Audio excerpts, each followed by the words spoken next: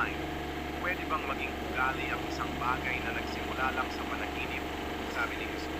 Oo, pwede itong maging ugali kung hindi mo babantayan ang sarili.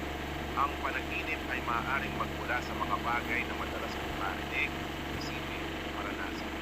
Kapag hinayaan mong maulit sa isip, tila mo habang gising, masasanay ka at magiging normal sa iyo. Mula sa panaginip, pwede itong lumipat sa buong kawan. Kung pipiliin mong linisin ang iniisip at sinasabi araw-araw, mawawala rin ang ugat nito at hindi na ito magiging ugali kahit sa panaginip man magsimula. 6. Kung sa panaginip mo ay panahon ng digmaan, may kinalaman ba iyon sa totoong kahulugan ng paggamit ng pangalan ng Diyos? Sa walang kabuluhan, sabi ni Jesus, ang digmaan sa panaginip ay maaaring simbolo ng kaguluhan o takot sa puso at isip.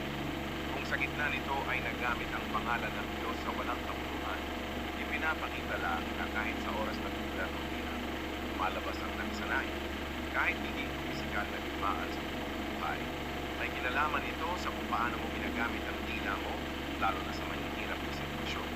Ang ugali habang gising ang nagdidikta kung ano ang lalabas sa iyo kahit sa panaginip. Kung malinis ang salita at isip mo sa araw-araw, kahit sa gitna ng digmaan sa panaginip, hindi lalabas ang walang kabuluhang paggamit ng pangalan ng Diyos.